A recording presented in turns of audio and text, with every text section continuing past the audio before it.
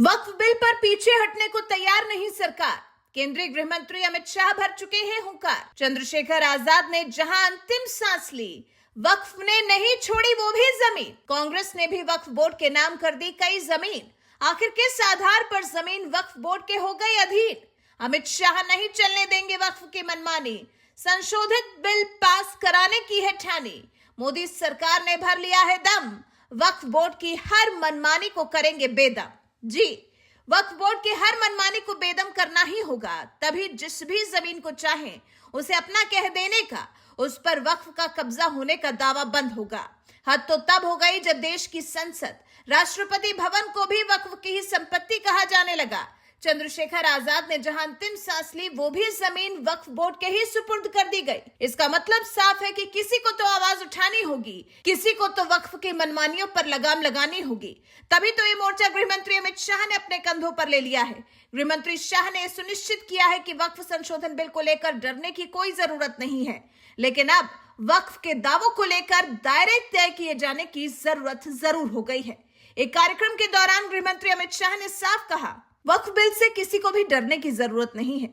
2013 में कांग्रेस पार्टी ने पार्लियामेंट के अंतिम सेशन में कोई लंबी बहस के बगैर वक्फ बिल को पारित कर लिया। वो बिल पारित करके अपनी अपीजमेंट की पॉलिसी को आगे बढ़ाने के लिए, वोट बैंक क्रिएट करने के लिए ढेर सारे ऐसे प्रावधान कर दिए जो हमारे संविधान से मेल ही नहीं खाते। हम वक्फ बिल को संविधान से संरेखित करने का काम करने जा रहे हैं। कोई भी बिल, कोई भी कानून संविधान की स्पिरिट से ऊपर नहीं हो सकता। एक फैसला वक्फ बोर्ड करता है, उसको देश की अदालत में चुनौती नहीं दे सकते। ऐसा भारत जैसे देश में कैसे चल सकता है?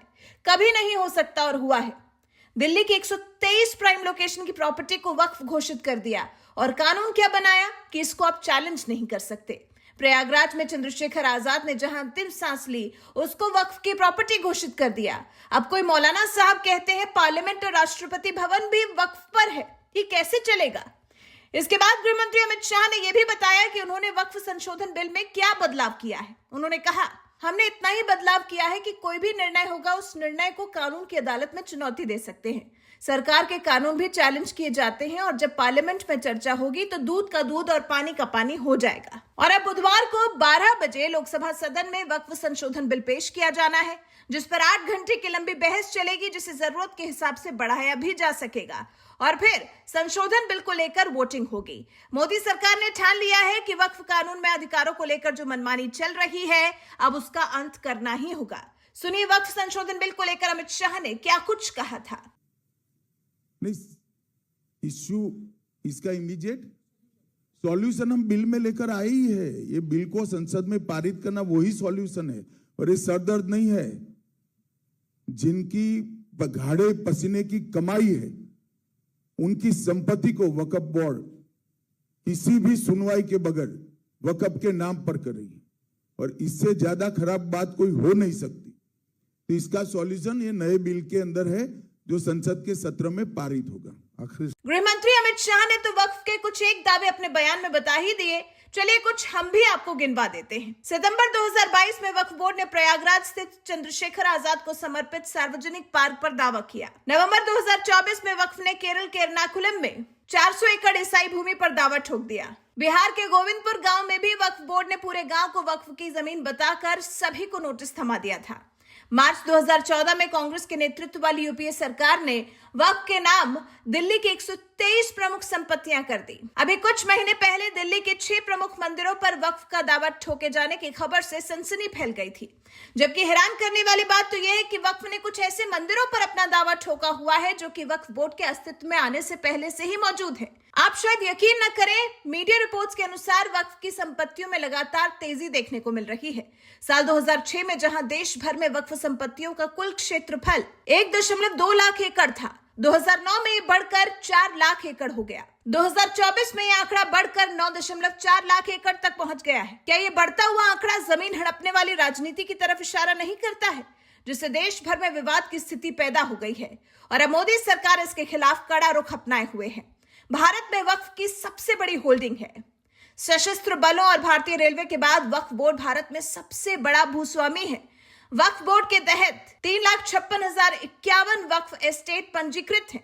वक्फ बोर्ड के तहत 8,72,328 अचल संपत्तियां पंजीकृत हैं और वक्फ बोर्ड के तहत 16,713 चल संपत्तियां पंजीकृत हैं, जबकि अप्रैल 2022 से मार्च 2023 तक की जांच में पाया गया कि 566 शिकायतों में से 194 शिकायतें अतिक्रमण और अवैध रूप से वक्फ भूमि के हस्तांतरण से संबंधित हैं और 93 शिकायतें ऐसी हैं जो वक्फ बोर्ड के अधिकारियों के खिलाफ की गई थी।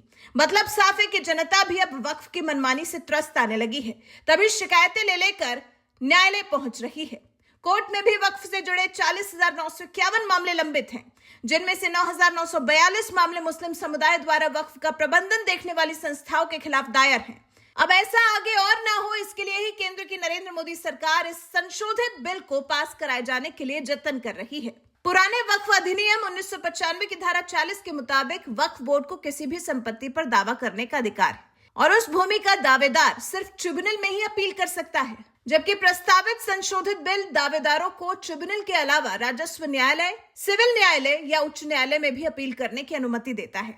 पुराने वक्फ अधिनियम में वक्फ न्यायाधिकरण का फैसला ही अंतिम माना जाता है और उसे किसी भी कोर्ट में चैलेंज नहीं किया जा सकता है, जबकि नए प्रस्तावित विधेयक में वक्फ न्यायाधिकरण के फैसले के खिलाफ हाईकोर्ट में अपील की अनुमति दी गई है। अब आप ही बताइए कि भारत जैसे लोकतांत्रिक देश में क्या यह अनुमति नहीं मिलनी चाहिए या किसी एक विशेष समुदाय के पास क्योंकि पिछली सरकारों की गलतियों के चलते कोई अधिकार हो गया तो उसे वैसे ही चलने दिया जाना चाहिए? क्या मौजूदा सरकार का काम नहीं है कि पुरानी गलत व्यवस्थाओं को दुरुस्त कर इस देश के लिए सही किया जाए? इस बारे में आपके क्या विचार हैं? कमेंट कर हमें जरूर बताएं। साथ ही हमारे इस वीडियो को ज्यादा से ज्यादा शेयर करें।